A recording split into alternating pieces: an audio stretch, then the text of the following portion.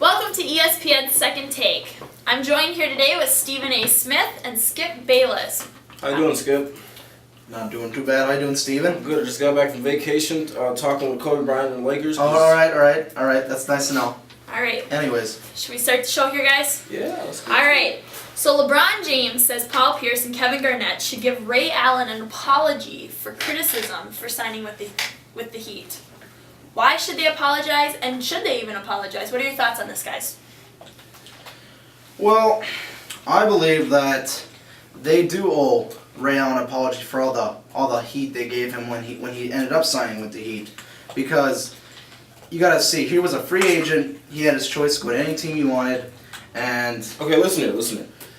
Ray Allen could have went to any team. He went to the Heat, the team that knocked the Celtics out of the playoffs the past 2 seasons. Come on, Skip, you can't do that. yeah, well, you gotta see here. You gotta see his point of view. You go with a team where, when he was with the Celtics, he took a lot of heat on the outside, on the perimeter. When you go and play with the Heat, you got Mario Chalmers, you got LeBron James, you have an inside game with Chris Bosh. Skip. Ray Allen has Kevin Garnett, Paul Pierce, Joe Green, Rondo. They Okay. could have beat the Heat. Kevin Garnett and Paul Pierce are probably about 6 or 7 years older than LeBron James, easily than Mario Chalmers. You got to think, you got all that youth, you got a lot more speed. Skip, that's where you're wrong. Ray All right. Allen, Kevin Garnett, and Paul Pierce are all the same age. All right, guys, we're going to switch up the subject here. All right. You're wrong.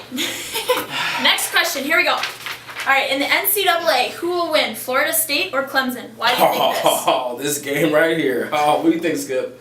Oh, this is going to be a nail biter, I can tell you that much. But you got to see, Taj Boyd, he's got a lot more experience than Winston. He's coming back with the number 3 ranking in the NCAA right now. They're coming off of a strong game last week.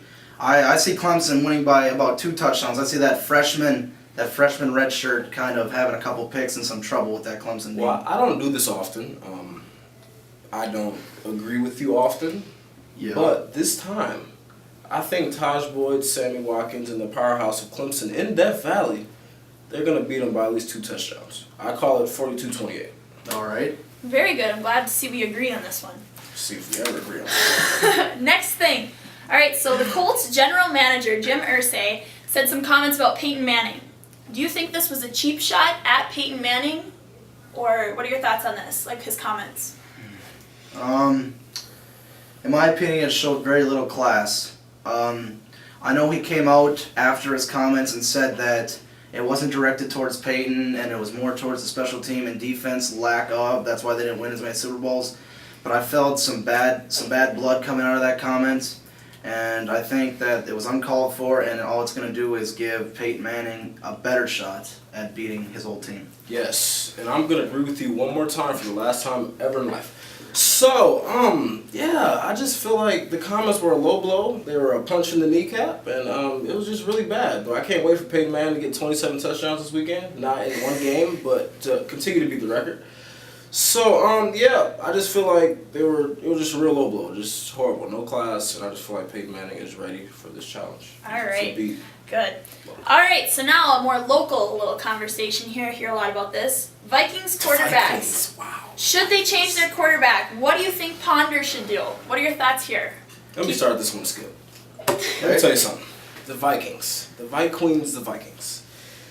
What a horrible franchise. I just feel like you should give the NDSU Bison that position in NFC North. Like, come on.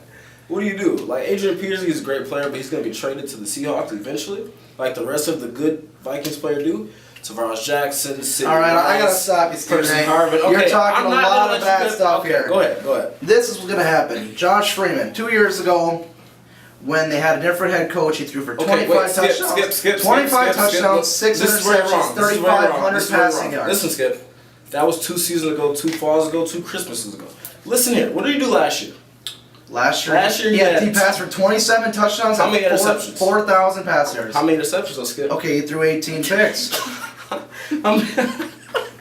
Is this funny to you, Stephen A?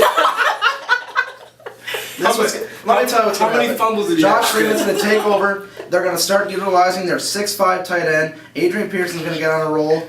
and they're gonna go on and Skip, I feel make like you're the getting 6 spot in upset. the playoffs. Listen, Skip. You guys, I'm sensing some tension on this There's subject. a lot of tension because the Vikings franchise is horrible. Josh Freeman is not going to change this season to a victory season. They're going to finish last in the NFC North. Let me tell you who's going to be first. You want to know who's going to be first? Where are my keys at, Skip? The Green Bay Packers. They're going to be first, Skip. Let me tell you why. All right, no more. Let me Next skip question. it up here. No. We're going on. All right. One more thing here. This is it's October, Breast Cancer Awareness Month. So, how do you guys feel about Oregon? They're wearing their pink uniforms.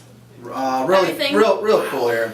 I saw today, this morning, when I was coming in, they had their pink helmets, pink socks, and they're gonna donate them.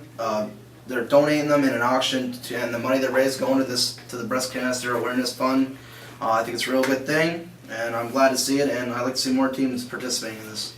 Yeah, I feel like the whole trend of the cool, popular uniform starts off with Oregon. They're gonna trend this throughout the NCAA, and with the pink out that's coming up, and it's the donations for the helmets go to the Pray for K Foundation, and I feel like it's a good cause. So it should be an exciting game this weekend. Very good. Lots of agreements today. So thank you so much for tuning in today, and we look forward to seeing you guys in the future.